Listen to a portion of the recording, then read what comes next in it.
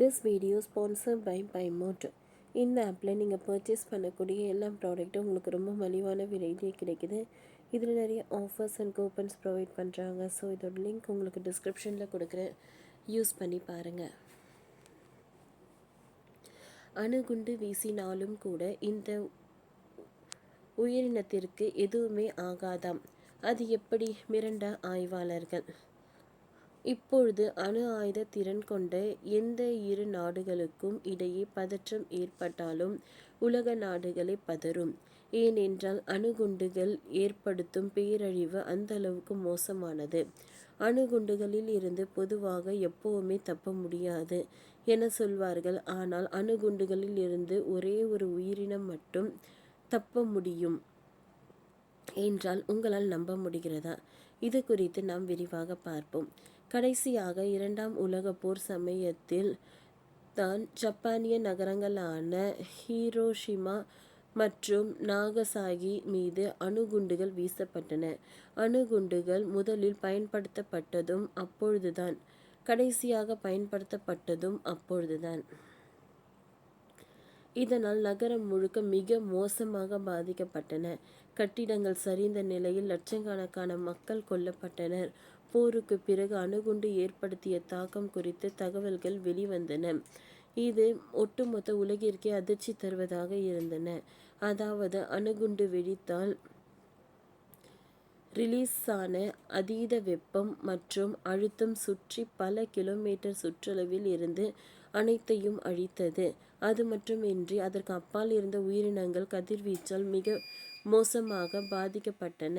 தீவிர கதிர்வீச்சுகளினால் அதிக உயிரிழப்புகள் ஏற்பட்டன.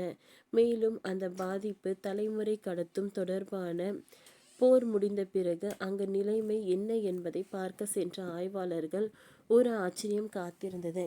அதாவது எல்லா உயிரினங்களும் அழிந்த போதிலும் கரப்பான் பூச்சிகள் மட்டும் உயிர் பிழைத்தன. அது ஆய்வாளர்களுக்கு பெரும் வியப்பை ஏற்படுத்தியது. மேலும் அது பல கேள்விகளையும் எழுப்பியது.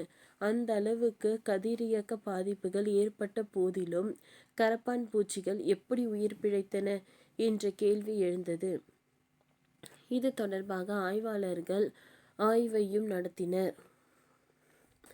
அப்பொழுதுதான் கரப்பான் பூச்சிகளுக்கு கதிர்வீச்சை தாங்கும் அசாதாரண திறனை கொண்டிருப்பதை கண்டறிந்தனர்.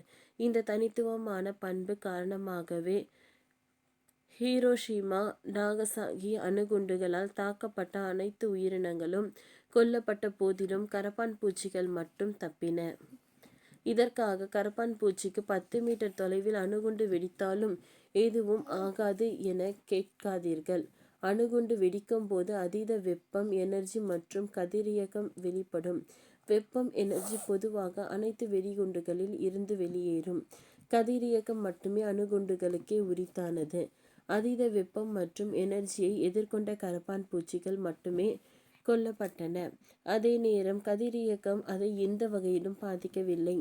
கரப்பான் பூச்சிகள் அதிகபட்சம் 10,000 ரேடுகள் கதிர்வீச்சு யூனிட் வரை தாங்க முடியும் என ஆய்வுகள் சொல்லப்படுகின்றன. அதே நேரம் மனிதர்களால் 800 ரேடுகள் கதிர்வீச்சை மட்டுமே தாங்க முடியும் என்பது குறிப்பிடத்தக்கது. ஜப்பானில் இந்த அணுகுண்டுகளில் இருந்து 10,300 ரேடுகள் கதிர்வீச்சு வெளியான நிலையில் அதை மனிதர்களால் சமாளிக்க முடியவில்லை. ஆனால் கரப்பான்பூச்சிகள் அதிலிருந்து தப்பிவிட்டன. செல் பிரிவு விகிதங்களே இதற்கு பிரதான காரணம் என சொல்லப்படுகிறது. மனிதர்களால் செல்கள் வேகமாக பிரிகின்றன. இதனால் அவை எளிதாக கதிர்வீச்சு காரணமாக பாதிக்கப்படுகின்றன. மறுபுறம் கரப்பான் பூச்சிகளின் செல் பிரிவு விகிதம் மிக குறைவாகவே இருக்கும். அதன் செல்களில் வாரத்துக்கு ஒரு முறை மட்டுமே பிரிகின்றன. இதன் காரணமாகவே கதிர்வீச்சுகள் தாக்கம் கரப்பான் பூச்சிகளை எதுவும் செய்யவில்லை. ஓகே ஃப்ரெண்ட்ஸ், இந்த வீடியோ உங்களுக்கு யூஸ்ஃபுல்லாக இருந்ததுன்னா லைக் பண்ணுங்கள், ஷேர் பண்ணுங்கள், சப்ஸ்கிரைப் பண்ணுங்கள். தேங்க்யூ.